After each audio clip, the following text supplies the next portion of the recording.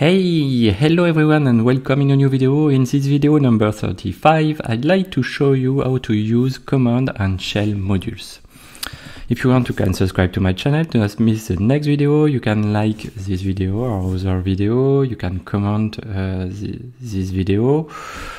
And to begin, which documentation you can find about the shell and command module. You can follow these links if you want to discover these modules.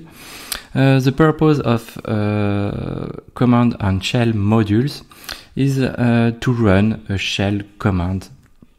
The difference between command and shell modules. The command module is just limited because you can't pass any options. But with the shell module, you can use all that you find in the CLI, like your shell on your target server. To start, some parameters about command modules. argv help you to define your CLI with a list, your command with a list format. The change dir parameter to change the directory where you run the command. If you want to run a command in the /tmp, for example, you can add this parameter and set /tmp with your change dir. cmd, this is the command what do you want to run. Create, this is a very helpful parameter.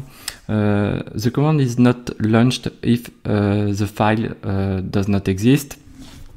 When if the file exists, sorry, for creates. And with remove the parameter, this is the reverse. This is like create, but the command is launched if the file exists. Okay. stdn. This is when you want to send to your module stdin command to send stdin to your command. The stdin add new line parameter to add a backline to your stdin. Stripped empty ends to remove empty lines when your command return you some lines. Maybe you want to remove empty lines. Warn parameter to activate or deactivate the task warning, because when you run a command or a shell modules, maybe you can use some command already exist with a module, an Ansible module, and if you use it, like for example rm, when you want to remove a file or directory, Ansible send you a warn to specify that you can use a specific module to do this task. We can start some example with the command module. We can use our script. You can find this script in the video number 12. I want to create, or maybe two virtual machine, virtual server. Okay, and I use -- Ansible to create an Ansible directory. My Ansible directory have an inventory. If I go into Ansible dir, I can check my inventory. I have my 2 virtual server. Okay. I use Visual Studio Code. I create a new file, playbook.yml. And we want to do a simple example. So I go in Visual Studio Code. I init my playbook, our first playbook, for example, and we want to run it on all server, and we just run some task. So yes, I remove some indentation. Be careful to indentation. Yes, we need to add it. So we add another task to debug, to see what is the output of our previous task with just a debug. We use the debug module and the var parameter, and we set it to output. I save it, and now I can run it with our CLI ansible-playbook-i, my inventory, my playbook file. I run it, and what we see we have run on our 2 target servers an ls command, but we return nothing because we are in our home, and in our home we have no file or no directory. Maybe we can change the directory. We can use the change dir parameter, dir in /etc, for example. We have many directory and many files in this directory.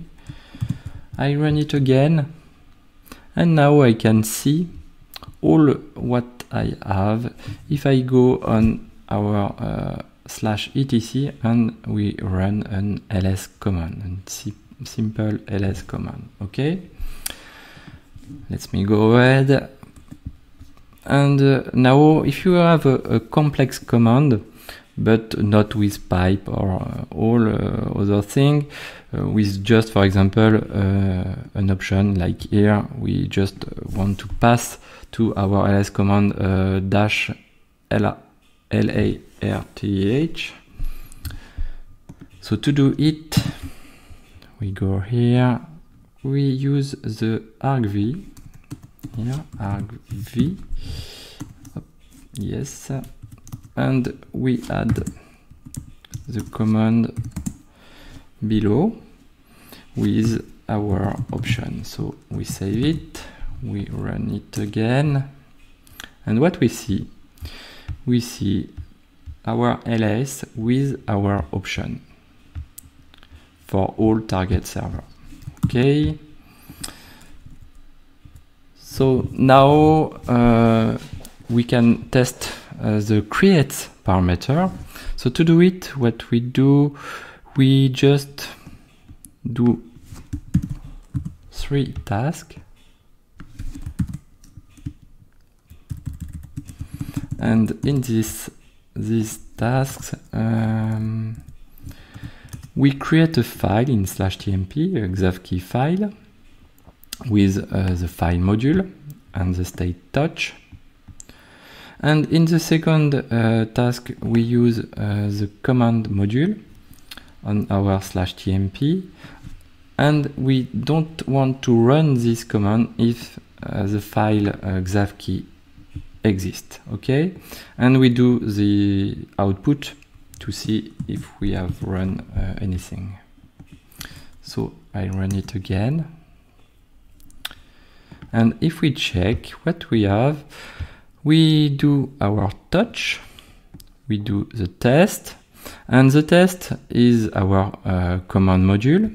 And in the debug of our command module, what we see we have skipped the /tmp because /tmp xavkey exists. We can do the reverse when we use removes, and if we run it, we have our output, because removes do the reverse like as a reverse of create, and in this case we need to have the file, and we need the xavkey file exist to run this command. If this file does not exist, we can't run this command, and this task will be skipped. Another example, maybe Yes, remove, we have already done it. Other module, the shell module, some parameters, we have the same parameter, change dir, create, remove, executable.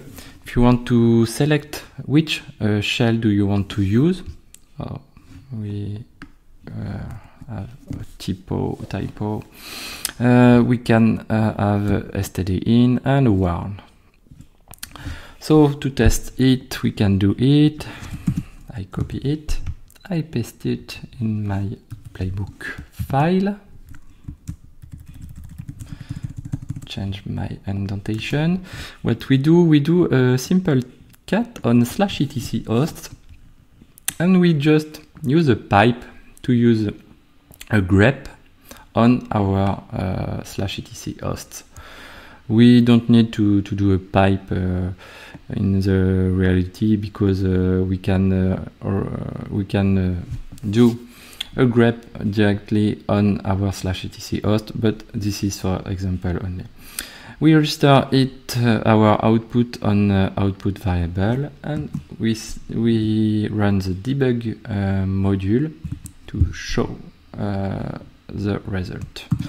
We run it, and what we have our result with our line in stdout, or another format is stdout lines, to split each line in our output. This is a list format, a simple list. Maybe another example. Yes, we can use multiple command with the YAML format.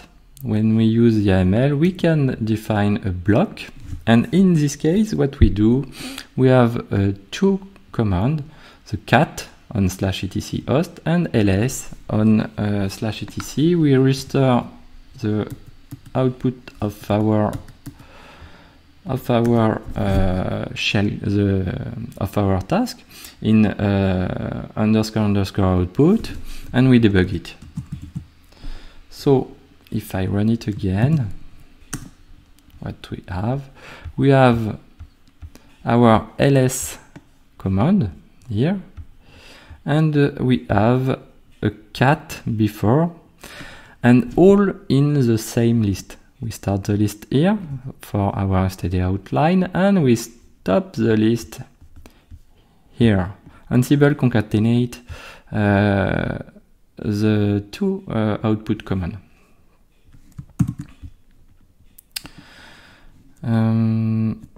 Another example, if you want, you can set an environment variable. To do it, you can do it like here. We use environment. This is not a parameter because we don't add it to the shell module. So we define it for all the tasks. We can define it on another task with another module, for example. So in this case, what we do, we define an environment variable, myvar, and we set it to xavkey, and we run a simple echo hello $myvar on our target server.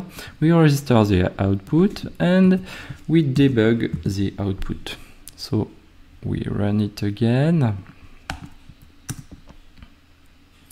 And what we have our output with hello xavkey, of course. So that's all for this video. Thank you for following this video, and see you in the next video. Bye.